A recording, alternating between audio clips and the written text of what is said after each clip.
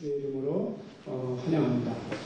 이 가운데는 이제 제가 물론 제 개인적으로 그렇게 하는 것만은 아니지만 성경에서 말씀하신 것처럼 자녀들과 어른과 그 다음에 우리 말귀를 알아듣는 어린아이부터 연세가 들으신 분들까지 함께 은혜를 받는 그러한 놀라운 그런 장소이고 또 시간이 되기를 바랍니다.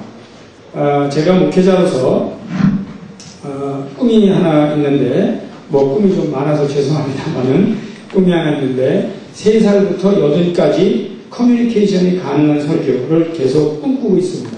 그래서 3살짜리에도 은혜 받게 하고 80살짜리도 은혜 받을 수 있는 같은 언어를 사용하는 그런 폭이 넓은 설교를 꿈을 꾸고 있는데 날이 갈수록 거기에 대한 한계를 느낍니다. 제가 너무 어린아이들에게 서울에서 어린아이들 분에 많이 참석하지 못하는 한계가 있습니다. 차세대 영적 지도자에 대해서 여러분들이 다 아시겠지만 많이 여기에는 이제 아시는 분들이 계신데 앞으로 제가 오늘 예배에도 설교를 했습니다만은 여러분들의 기도에 이 단어를 넣어주면 굉장히 은혜가 되는데 그게 첫째 차세대라는 겁니다. 차세대. Next Generation. 하나님 차세대를 저로 준비하게 해서요.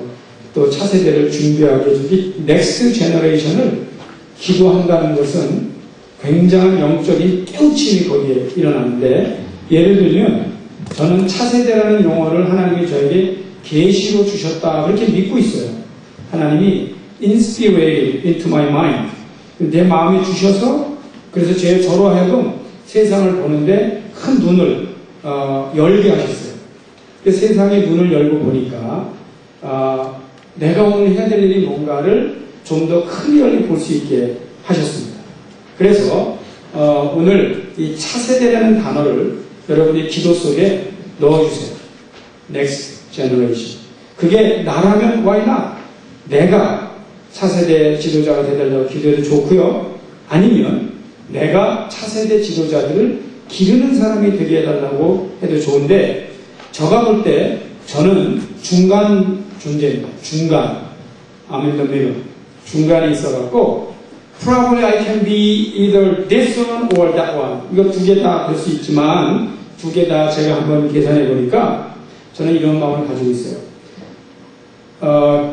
인재를 발굴하여서 기르든지 대가를 만나서 배우든지 우리 인생들은 그렇게 살아야 되는데 저는 이 두 가지를 사실은 다 하고 싶어요. 아직은.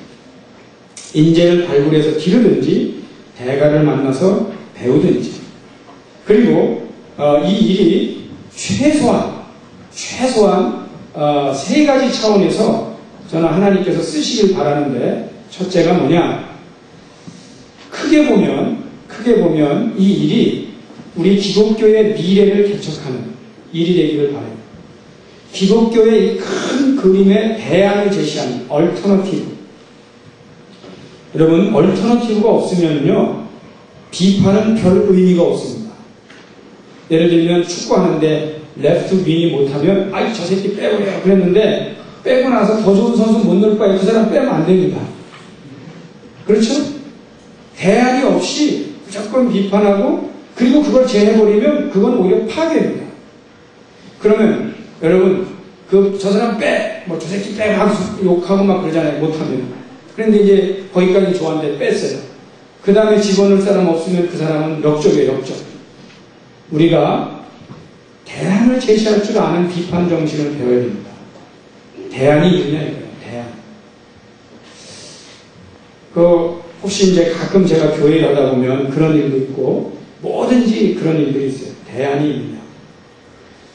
그래서 제가 기도하기는 그거는 거예요. 기도할 때 하나님 내가 이 시대에 기독교의 대안이 alternative, another way 대안이 될 수 있기를 바랍니다. 그러면 무비판적인 비판 그러니까 자기를 반성하지 않는 비판은 함부로 할 수가 없습니다. 그걸 찾아내야 돼요. 찾아내야 돼요. 그 다음에 그래서 첫째는 크게 보면 기독교 전체에 하나의 대안을 제시하는 운동이 되기를 바라는데 그게 왜 그러냐면 오늘날 여러분 한국적 상황이나 세계적 상황에 보면요 가장 큰 문제가 뭐냐면 기독교인의 성장률이 굉장히 둔화됐다는 겁니다. 그런데 기독교 성장률이 굉장히 둔화된데 직접적인 영향 중에 하나가 뭐냐면 기독교인들이 자녀를 너무 안 낳는다는 겁니다. 기독교인들이 자녀를 너무 안 낳는. 왜냐하면 기독교 국가치고 거의 다가 부자가 됐어요. 다 복을 받았어요. 근데 자기가 복을 받아놓고 이제 자녀 낳아서 기르는 일이 힘들다고 느껴지는지 점점 너무 적게 나요. 그런데 다른 데서는 막 나요. 많이 나요.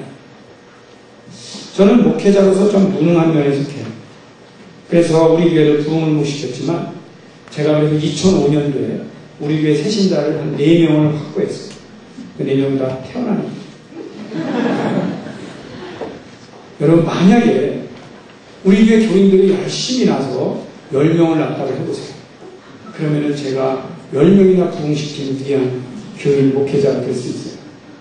이미 때가 늦은 분들은 할 수 없지만 그렇지 않은 분들은 생각을 좀 달리 하셔. 근데 아기들을 너무 많이 적게 낳았어요. 옛날에는 교회 균형을 보면 장년부하고 주일학교 숫자가 거의 비슷했어요. 뭐 일반적으로 어느 교회는 주일학교가 더 많기도 하고 어느 교회는 주일학교가 적기도 하지만 그런데 요즘은 거의 10중 8, 9 주일학교 숫자는 너무 작고 어른이 너무 많은 완전 기형 형태로 변해버렸어요. 그런데 주일학교 부흥에만 문제가 있느냐? 너무 적게 나는 것도 문제가 있어요. 그래서 오히려 다른 종교들이 많이 성장하는 것에 비하면 기독교의 성장은 오히려 퇴보라고 할 정도로 둔화됐다는 겁니다. 그러면 우리 기독교인들이 해야 할 일이 뭐냐? 뭐 많이 낳는 일이 굉장히 중요하죠. 그런데 그나마 그 많은 젊은이들이요 교회를 많이 떠나요. 자, 교회를 떠나는데 국민학교, 중학교 졸업하고 대학 갈 때쯤 되면 특히 많이 떠납니다. 그래서 교회 구조를 보면은 주일학교가 예를 들면 20명, 중고등부가 15명, 대학교 한 5명 이렇게 돼요. 그럼 나머지가 어디 갔느냐? 대학 가면서 또 교회를 떠나요. 자, 이게 참 문제란 말이죠. 그런데 여러분 이 문제가 얼마나 총체적이냐면 좋아요. 떠나는 사람 잡자 이거예요. 근데 문제가 뭐예요? 잡을 만한 인물이 없는 거예요. 뭐가 문제냐면 중간 지도자가 없는 겁니다. 여러분 지도자 중에 중간 지도자가 없다는 것이 얼마나 심각한 문제인지를 깨달아야 됩니다. 중간에서 제가 담임 목사를 하면 청년회를 담당하고 있는 이 강태영 목사님이나 최영욱 전사님이나 허혜경 전사님이 일을 잘해서 아이들을 잘 포용해주면 되지만 만약에 그들이 없다고 가정해 보십시오. 제 목회에 너무나 많이 위축돼요.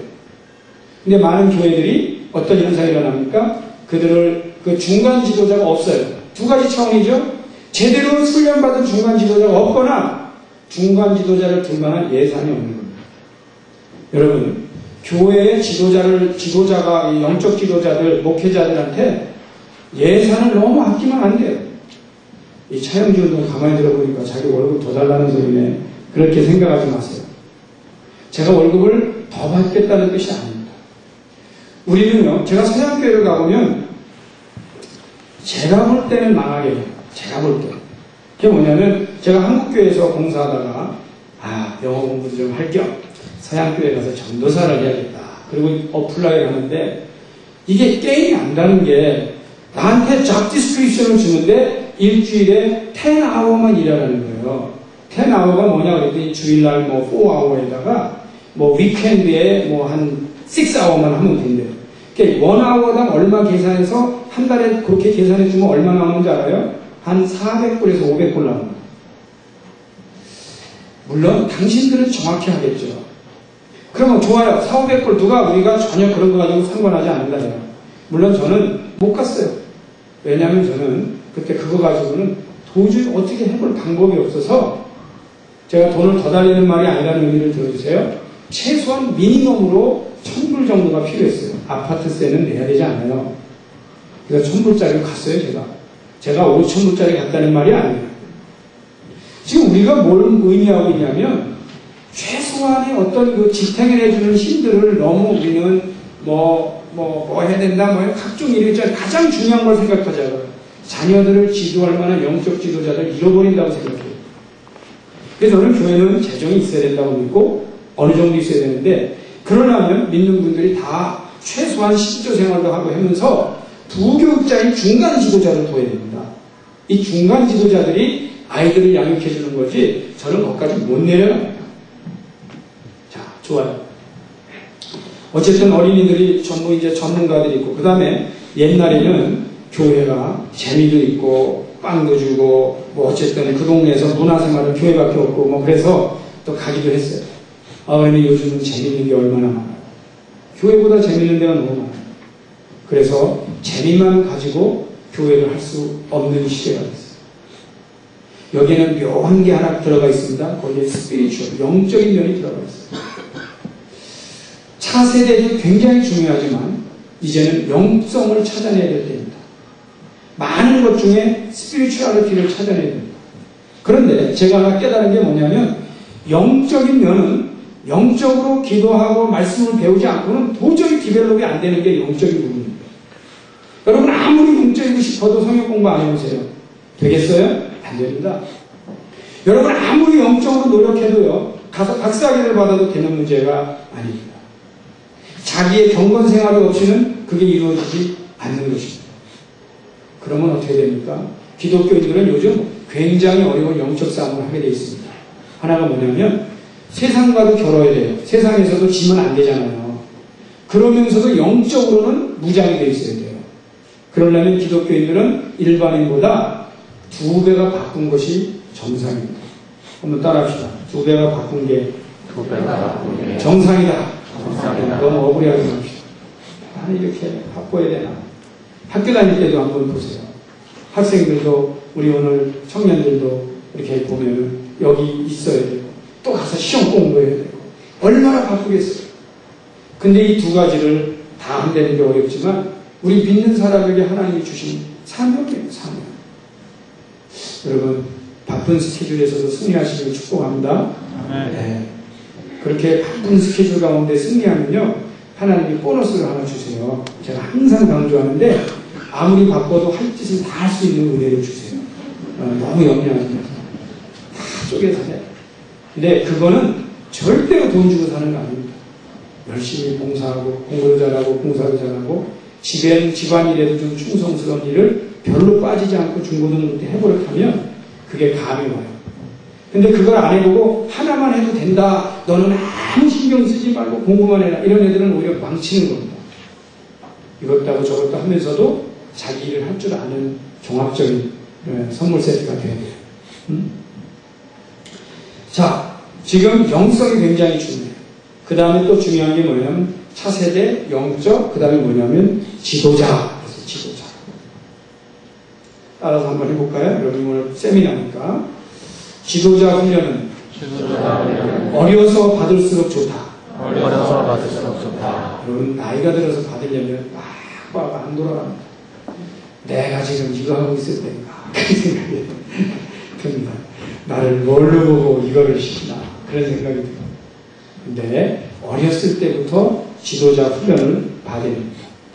우리 오늘 여기 가만히 보니까 우리 찬양팀도 찬양하는데 이거 다 제가 말했죠. 영적 지도자 훈련이에요. 네? 우리 상목이 많이 컸어요. 많이 크고 우리 용욱이도 많이 컸어요. 그리고 여기 사랑이도 또 여기 쌤이도 또 리리도 뭐 우리 뭐 주희도 나리도 보면은 또 누구냐 또 누구 있어? 지영이도 있고 또 상원이도 있고 하여튼 이런 사람들 원래는 몇 명만 하려고 했는데 빠뜨리면 훔쳐가지고 피곤해요. 이제 다 이렇게 했어요. 근데 이 사람들이 다 그게 훈련이야, 훈련. 그 영적 지도자 훈련을 받는 거예요. 여러분 훈련을 제대로 받아보면요, 나머지는 진짜 아무것도 아닌 단계에 도달합니다. 그 단계가 되면 좋은 거예요, 자기가 좋은 거예요. 그 어디가 뺏어가지 못하는 능력이거든요. 근데 저는 지금 너무나 하나님 앞에 감사하는 게 있어요. 여러분 너무 오해까지 하실 필요는 없지만 저는 어려서부터 산전수전을 참 많이 겪고 자랐어요. 근데 그게 지금은 재산이에요, 재산. 지금은 재산이에요. 이거는 누가 돈 주고 살 수도 없고 뺏어갈 수도 없어요. 근데 그것은 리더십 트레이닝을 하나님께서 자연히 이렇게 시켜주신 부분을 느껴요. 단지 그 가운데 나에게 있는 부작용은 뭐냐. 그거를 찾아내서 이제 그거를 영적으로 고쳐가는 그저 단계입니다. 자, 차세대 영적 지도자. 그런데 이걸 가지고 이제 우리가 기도를 시작합시다. 기도를 시작. 그런데 오늘은 주제가 뭐냐면 이 차영지 운동에서 제가 굉장히 강조하는 게 세 가지가 있어요. 그렇지만 이게 절대 이 세 가지가 분리돼서는 안 되는 게 있어요. 그게 뭐냐면 첫째가 영성, 그 다음에 두 번째가 전문성, 세 번째가 대중성이에요. 자, 이제 문제를 좀 내보겠어요. 이게 세미나인데 그걸 좀 알아야죠. 첫째 뭐라고요? 영성. 두 번째가 전문성. 세 번째가 대중성. 오케이. 자, 50대 이상만 해주세요. 50대 이상은 아직 제가 못 믿어요. 믿음이 약해서. 네, 죄송합니다. 자, 50대 이상만. 첫째가 나오네. 두 번째 전문성. 세 번째 생각 안 나는 분. 왜냐면 어떻게 세 번째까지 기억해? 다시 한번 영성, 전문성. 그 다음에 뭐예요? 대중성. 근데 많은 분들이 제가 어딜 가도 문제를 냅니다. 제가 강조하는 이 리더십의 세 개가 있는데 첫째가 영성, 둘째가 전문성, 셋째가 뭐냐 그러면요 맞히는 사람이 거의 없어요. 왠지 알아요? 거기에 대중성을 말할 줄은 생각을 못합니다. 그런데 제가 볼 때 기독교인들이 대중성을 지금까지 너무 도외시해왔어요. 그게 얼마나 사회적으로 중요한지를 인식하지 못했어요. 그래서 교회에서는 그저 소위 말하면 종교교육만 잘 시키면 믿음만 주면 모든 게 된다고 생각했지만 저는 그렇게 생각하지 않아요. 제가 이런 생각을 했어요. 제가 가끔 간증합니다만 교회를 딱 나가고 났더니 은혜를 받은 거예요. 은혜를 받고 나니까 하나님이 갑자기 그 생각을 주셨어요. 저는 어쨌든 옛날부터 공부를 그렇게 중요시 여기는 사람이 아니었어요. 물론 잘하지도 못했을 뿐더러. 근데 교회를 중학교 때 나갔는데 괜히 자기가 찔려갖고 공부 못하는 게 찔려갖고 마음이 뭐를 드냐면 하나님을 믿는 사람이 공부를 못하는 건 말이 안 된다. 그걸 깨달은 거예요. 제가. 한번 따라합시다. 하나님을 믿는 사람이 공부를 못하는 것은 말이 안 된다. 그 정리 한번 따라하세요. 영훈이가 따라할까? 뭐 하여튼 말이 안 된다 이런 생각이 이렇게 들어요. 제가 이런 거 시킬 때는 여러분 오해하면 안 돼요. 잘하는 사람만 골라서 시킵니다. 왜냐하면 진짜 못한 사람이 지적받으면 상처받잖아요. 그러니까 저 사람은 다 잘하는 사람. 그런데 그러고 나서 제가 전도사 시절 얘기 좀 할게요. 미안해요. 전도사 시절에 있는데 제가 교사를 썼는데 교사 둘 다 신학생이에요. 그런데 저는 전도사고인데 신학교 한 3학년쯤 됐고 두 전도사는 1학년쯤 됐는데 제가 뭐라고 그랬냐면 야 우리가 전도사다. 우리가 교회에서 설교하지 않냐. 근데 이미 우리보다 공부를 더 많이 하신 분들이 성도다. 야 너나 나나 너희나 나나 앞으로 무식한 소리 하면 큰일 난다. 그러니까 공부를 하자. 그래서 공부를 뭘 하냐고. 야 앞으로는 국제화 시대가 아니냐. 그러니까 우리가 영어를 하자. 그 다음에 독일어를 하자. 그래갖고요 전도사가 교사들을 매주 영어 시험을 보는 거예요. 무슨 시험 보냐면 단어 시험. 보캐블러리 일주일에 한 200개씩 외우는 거예요. 내가 그걸 아직도 못 끊고 지금도 지금도 보캐블러리 가르쳐요 사실은. 근데 제가 뭐 잘해서가 아니에요. 그런데 그 교사들도 참 힘들죠. 교회 와서 전도사가 항상 학생회들 다 끝나고 2층에 올라가고 영어 시험을 보니까 영어 시험. 그런데 저는요 그것만 하지 않아요. 주중에 신학생 중에 유일하게 저만 고려대학을 가서 타임반을 다녔어요. 신학생들 타임지를 왜 읽어요? 내 마음에는 마음이 있는 거야. 이건 준비해야 돼. 우리가 하나님 앞에 부끄럽지 않게 하기 위해서는 세상 사람보다 못해서 되겠냐 이거예요. 그리고는 독일어를 공부하는 거예요. 제가 그때 There des them, then be there, das des them, das be there, 이걸 다 외우는 거예요. 여러분 이게요, There des them, then 될 대로 되라. 막 이렇게 되는 거예요, 중간에. 네. 잘 이게 안 외워집니다. 근데 이걸 그 어미 변화 외워갖고, 근데 저는 지금도 미련한 생각을 하고, 내가 캐나다를 가면 그 영어는 그냥 되니까 독일어를 하자. 그래갖고 제가 1년간 독일어 학원 다니기에 치명적인 실수를 치는 거예요. 저보다 독일어 유학까지 한 분이 계시니까 할 말은 없어요. 네. 자, 중요한 것은 우리가 세상에서 자꾸 세상에서 기독교인들이 떨어지는 것을 미화시키지 말라는 거예요. 그건 우리의 연약함 때문에 그런 거예요. 왜 우리가 조금 더 노력하는 것이 죄입니까? 왜 우리가 교회 와서 공부하는 게 죄입니까? 그건 죄가 아니에요. 여러분 예배 드리세요. 시간이 1시간 남아요? 빨리 구석에 앉아서 공부하는 건 죄가 아니에요. 얼른 교회 열심히 하고 신방할 거 하고 다시 집에 가서 내 할 일 하는 거 죄가 아니에요. 부끄러워하지 마세요. 담대하게 하는 거예요. 담대하게. 열심히 사는 거 죄가 아니에요. 그리고 교회가 이제는 저는 복음을 고민해요. 복음을 고민해요. 왜 그러냐면 예수님께서 가난한 자와 어려운 사람들을 중심으로 지냈거든요. 근데 제 설교는 지적이고 부자만 지내자 그렇게 들 가능성이 없지 않았잖아요. 근데 저는 그렇지가 않아요. 저는 어떤 입장이냐면 거지에게 빵을 주는 건 쉽다는 거예요. 그건 정말 쉬워요. 저는 지금도 거지에게 빵을 줄 수 있어요. 정말 어려운 거는 그 거지가 빵 먹고 다시는 거지짓 하지 말아야겠다라고 느끼게 하는 게 어려운 겁니다. 더 어려운 거는요, 그 거지가 빵 먹고 다시는 거지짓 하면 안 된다는 것까지만 안 게 아니고 그래서 내가 변화받고 거지들을 선도하는 거예요. 나도 옛날에 그랬어. 근데 그렇게 살면 안 되겠다. 이런 변화가 일어나게 하는 게 정말 어려운 거예요. 근데 어떤 분들은 어떤 예산도 들고 왔고 왜 우리 교회 거지들에게 빵을 안 주냐. 이거는 너무 쉬운 거라니까요. 정말 어려운 거를 고민할 줄 알아요. 그렇게 어려운 거 놔두고 조금을 하면서 우리 할 일 다 했다. 이 정도로 우리가 기독교를 생각한다면 기독교는 다 하향 편준하는 거예요. 우리가 타겟을 피하지 맙시다. 목표를 회피하지 말자 이겁니다.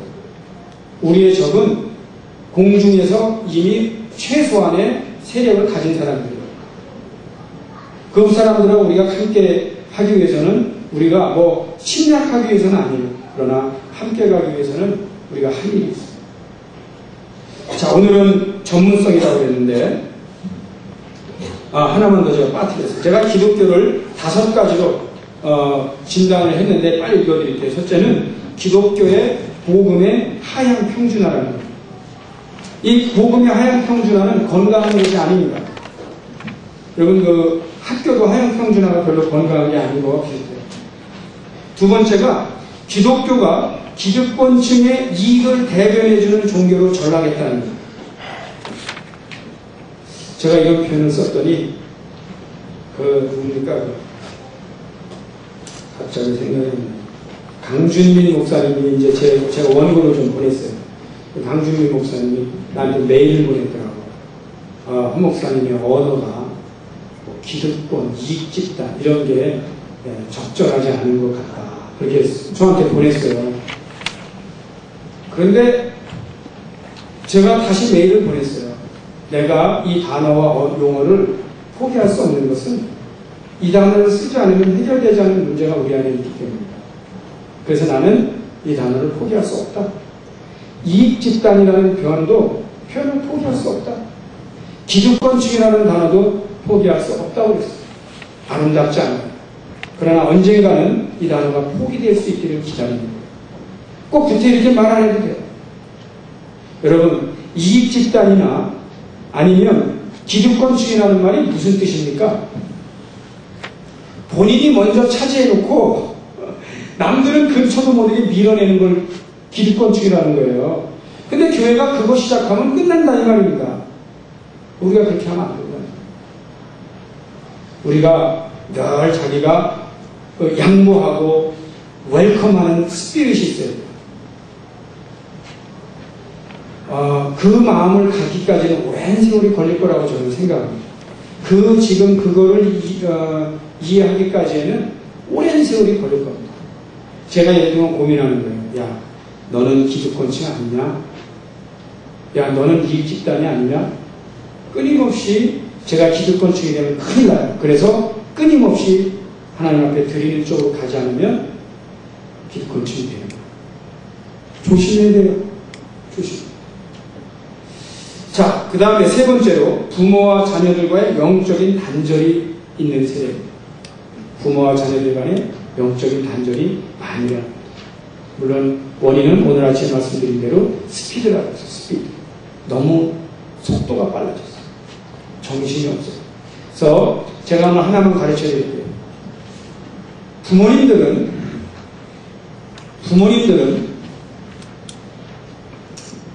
포스트 모던, 오늘날은 포스트 모던 시대라고 그러는데 거의 90% 이상의 부모님들은 포스트 모던이 될 수가 없어요. 거기다가 모더니스트들입니다. 그런데 오늘날의 자녀들은 거의다가 포스트 모더니스트들이지 모더니스트들이 아니에요. 그러면 포스트 모던은 뭐고 모던은 뭐냐 이거예요. 아주 복잡한 게 여러 가지가 참 많은데 포스트 모던과 모던의 가장 직접적인 차이가 뭐냐면 모더니즘 시대는 모든 것을 정의에 의해서 규정에 의해서 답을 찾아가는 시대가 모더니즘 시대입니다. 모더니즘 시대. 모더니즘 시대 이거 말하려면 많지만 여러분 정의 있잖아요. 정의. 그러니까 정의가 뭐예요? 그래서 우리 모더니즘 여기 엄마 아빠들은 다 공부 잘하는 게 뭐였냐면 뭐의 정의를 써라. 그거에서 거의다가 그래서 그 정의를 잘 외워서 쓰면 그거는 거의다가 100점, 200점 이렇게 성적 좋은 사람들은 그 모더니스트들이 돼요. 그런데 오늘날 포스트 모더니즘 시대에 그 모더니즘에 100점을 쓰면요 절대로 100점 못 받습니다. 이건 교과서에 있는 걸 왜 썼어? 그리고 삐이하줍니다. 특이하죠? 그래서 결국 뭐라고 표현하면 되냐면 모더니즘 시대는 규정에 의해서 움직이는 시대, 포스트 모더니즘 시대는 규정이 없어진 시대입니다. 자기가 만드는 게 법이 되는 시대예요. 자녀들은 자기 나름대로의 룰입니다. 근데 자기 나름대로의 룰에 부모님들의 룰이 지나치게 강요되는 것이 모더니즘과 포스트 모더니즘의 충돌입니다. 그거를 문명의 충돌이라고 합니다. 문명의 충돌. 여러분 혹시 가정에 문명 충돌이 잘 일어나지 않아요? 없어요? 그런 걸 왜 그러냐면 모던과 포스트 모던을 포기하고 사는 분들. 그 역사랍니다. 포기하면 되거든. 그러나 포기하는 데서는 답은 없어요. 그냥 그 시대만 살고 그냥 사라지는 거죠.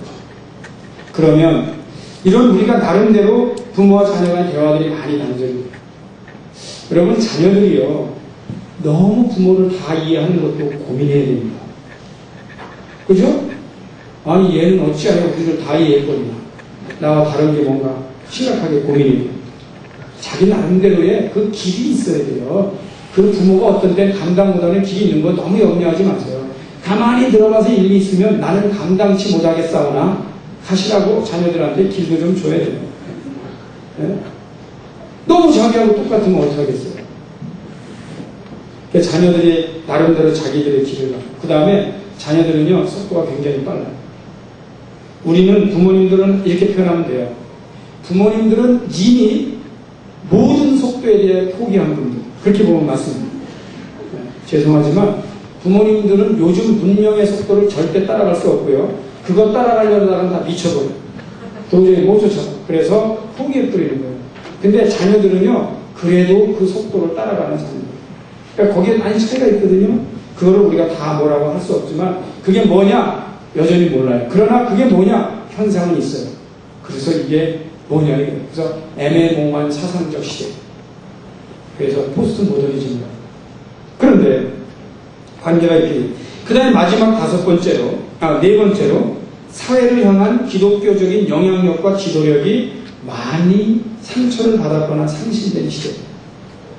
옛날에는요, 기독교인이다 그러면 크레딧을 줬어요. 근데 요즘은 기독교인이라 그러면 오히려 안 믿어요. 맞아요? 제가 좀 과장됐나?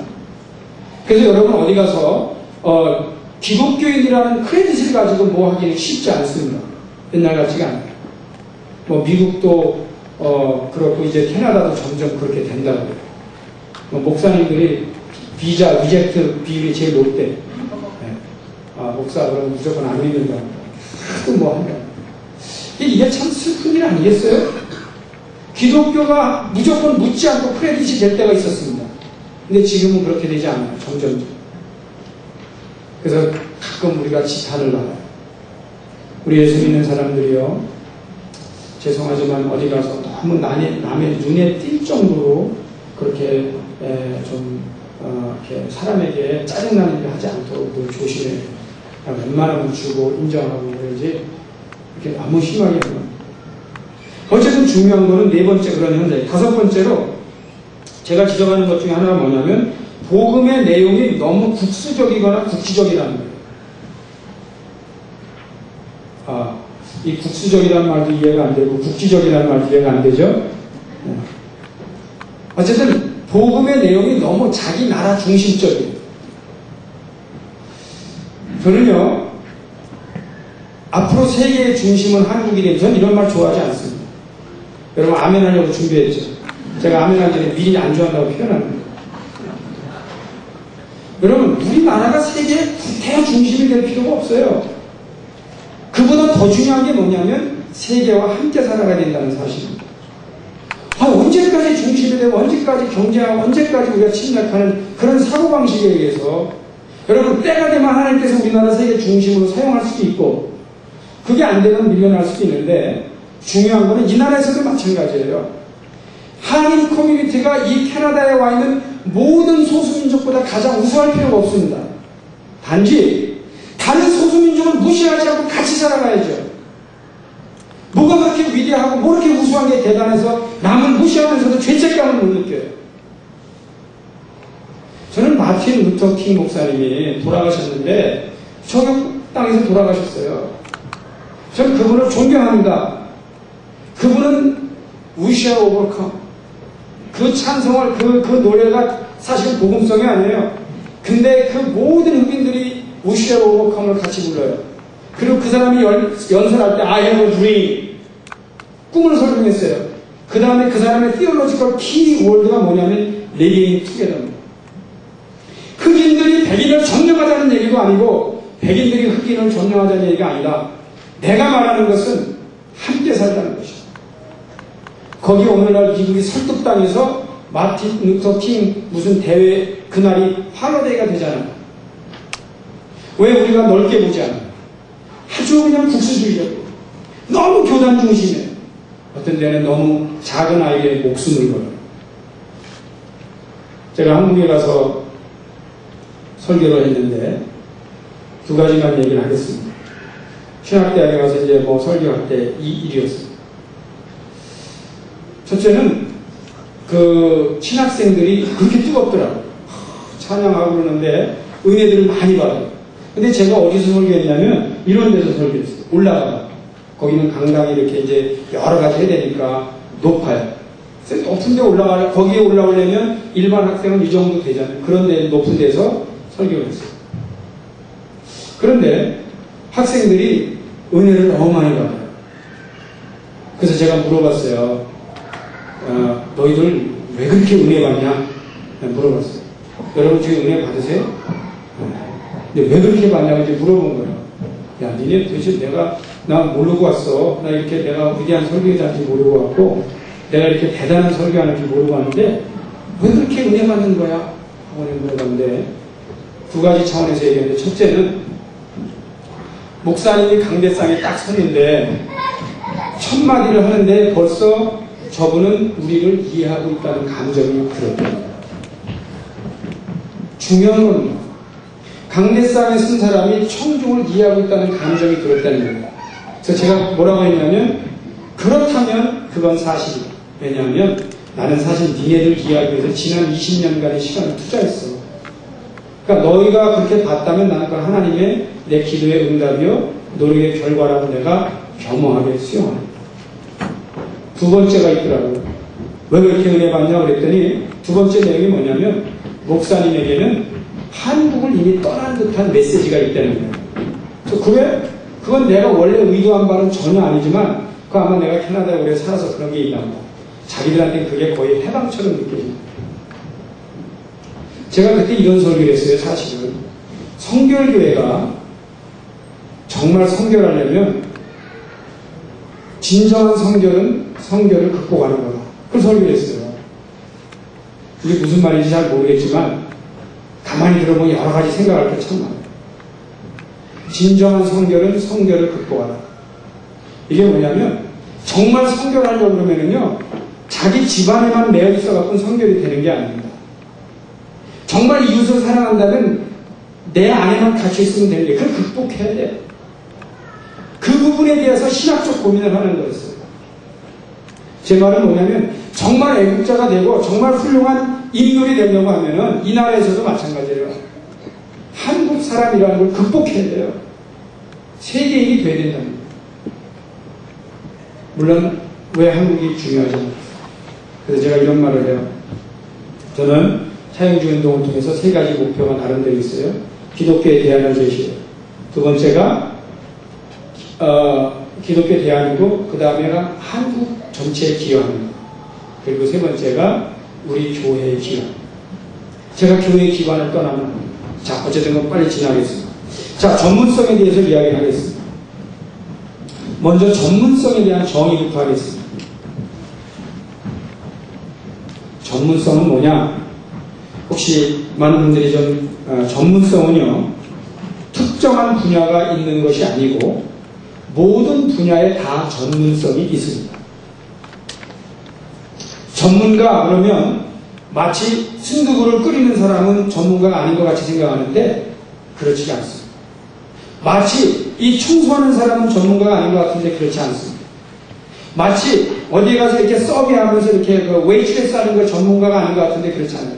그건 다 전문성이 들어가는 거예요. 그래서 저는 전문성은 어느 특정 분야를 전문성으로 보지 않고 모든 분야에 다 전문가가 있다는 거예요. 그래서 모든 분야에 기왕하려면 전문가가 되라는 거예요. 어느 분이 일본에서 제가 조금만 찻집은 아닌 게요. 그분이 90이 넘어서 돌아가셨는데 일본의 할머니예요. 근데 그분이 술집을 하셨어요. 술집. 그런데 그분이 돌아가신 것에 대하여 일본의 많은 정계 관계에 있는 유력한 사람들이 그분에게 애도를 표현했어요. 애도. 특이하죠. 술집에서 접대를 하신 그 할머니 한 분이 돌아가셨는데 그 많은 사람들이 그분에게 막 찾아와서 애도를 표현했어요. 그게 왜 그러냐면 그분은 비록 그걸 운영을 하셔도 정말 전문가답게 운영을 했는데 자기를 지켰어요. 자기를 누구하고도 나누지 않고 자기를 지켰다는 거예요. 근데 처음에는 왜 유혹이 없었겠어요?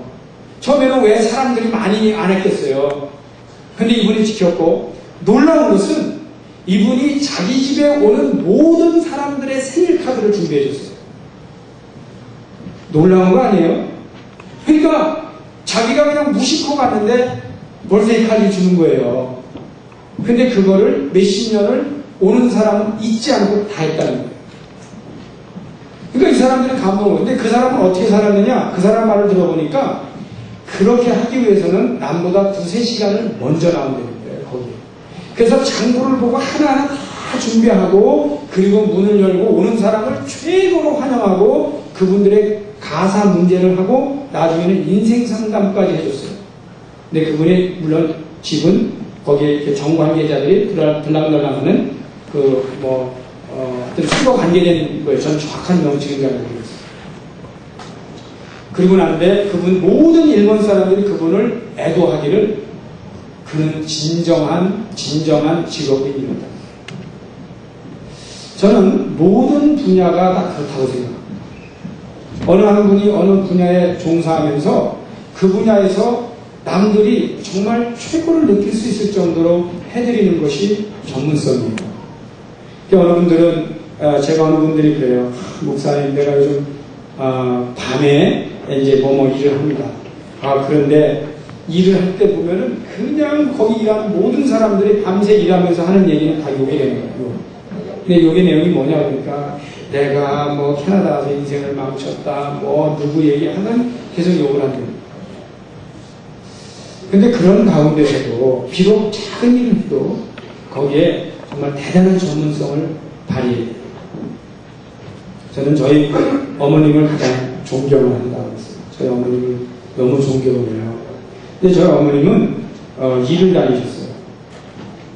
일을 다니시는데 정말 우리가 봐도 우리 온 가족이 좀 쉬어야 될 때 당신이 쉬어주면 좋겠는데 그분은 일을 하는 데를 가세요. 나에게 돈을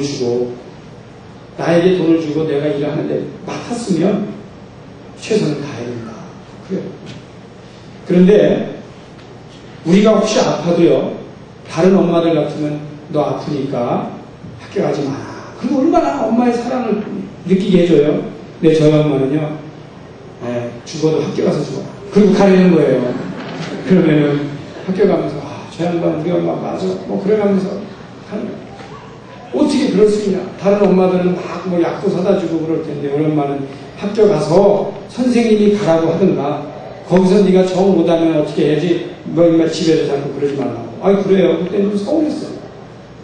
근데 저희 어머님은요, 어딜 가도 다 크레딧을 하여튼 저희 어머님은 이 식당에서 반찬해주는 일을 하셨어요. 또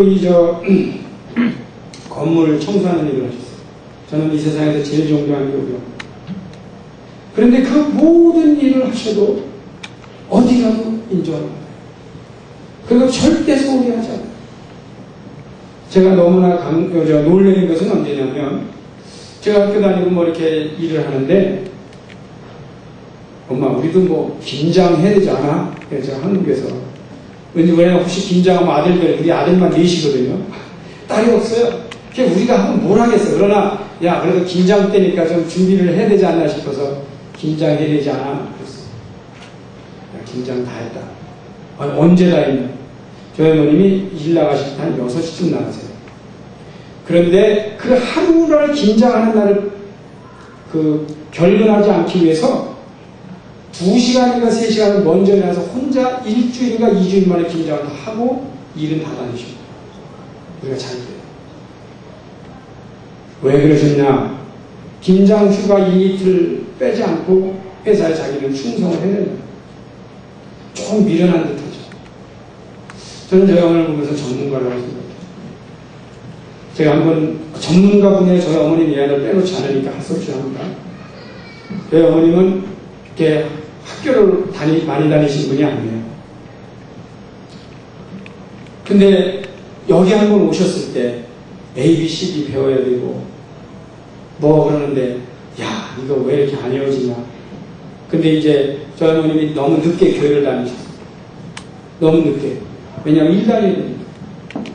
그러는데 늦게 교회 다니시다가 교회를 나갔어요. 이제 아들이 목사인데 안 나갈 수 없잖아요. 이제 교회를 나가셨는데 그 교회에서는 가서 이제 오셨냐고 그랬는데 보니까 아들이 목사예요. 그러니까 그러시냐고 그러고 그냥 아무것도 안 묻고 그의 집사를 주는 거예요. 그러니까 그 양반이 집사가 된 거예요. 근데 이제 가끔 집사는 뭐래요? 기도를 하잖아요. 근데 이 양반이 기도를 한마디도 못해요. 거기까지는 그래도 괜찮은데 보통 집사 되고 5년 지나고 10년 되고 그 교회 봉사 많이 하고 그래야 권사님이 되잖아요. 근데 또 아드님이 그 아드님이 집사님의 어머니냐 그러면서 한 집사 주고 2년 만에 권사를 줬어요. 이건 완전 초고속 승진. 이거 제가 그 교회 목사님 만질 틈도 없이 이미 받아들였어요. 어머님이 고민이 뭐냐면 기도해야 되잖아. 하루는 기도문 좀 써줘라. 아니 쓰는 것보다 어머님 그냥 생각나는 대로 하세요. 그냥 오늘 나갔는데 차가 지나가서 흙탕물이 튀어서 내 옷이 더러워졌어요. 하나님 빨아주세요. 그 기도다. 그걸 그냥 하시라고 해도 뭐라고 그러시냐면, 야야, 근데 나는 말이다. 기도만 하면 그렇게 정신이 하나도 없고, 네? 땀이 그렇게 나는데, 배추 한 트럭이 들어오면 겁이 안 나. 거기에는 고추가 얼마가 필요하고, 거기에는 소금이 얼마가 필요하고, 그건 딱 한눈에 보이는데, 배추 한 트럭. 근데 기도는 안 된대요. 그래서 제가 속으로 그랬어요. 아, 우리 어머님은 음식을 만드는 일로 여지껏 인생을 보내셔서 그 분야에는 타액 추종으로 들어가는 전문가세요. 그러니까 어딜 가더라도 인정을 받으세요. 제가 말하는 전문성 이해하시죠? 전문가라고 해서 다 고귀한 직업을 갖는 거예요. 그러나 그 전문성을 가지고 이제 우리가 하나님 앞에 어떻게 봉사하느냐 하는 거예요. 한번 따라합시다. 영성이 없는 전문성은 위험하다. 영성이 없는 전문성은 위험하다. 영성이 없는 전문성은 위험하다. 영성이 없어. 믿음이 없어요. 전문성만 있어. 그런 사람의 100% 걸리는 병이 뭐예요? 교만병이에요. 그렇잖아요. 그러니까 영성이 없는 전문성은 위험해요. 근데 다시 한번 따라서 하세요. 전문성이 없는 영성도 역시 위험하다. 그게 뭐냐면 전문성이 없는 영성이나 영성도 없는 전문성 다 위험해요. 교회적으로 보면. 그럼 전문성을 갖추는 사람은 영성이 있어야 되고 영성을 추구하는 사람은 전문성을 갖춰야 돼요. 어느 분야에? 당신이 봉사하는 분야에. 당신이 지금 봉사하는 분야에 그걸 갖춰야 돼요. 그 다음에 세 번째로 제가 전문성으로 승부하라고 그랬는데 그거는 제 말이 아니고 시대가 우리에게 그거를 요구하고 있습니다. 이 시대가 우리에게 그것을 기대하고 있습니다. 그 다음에 네 번째로요. 전문성이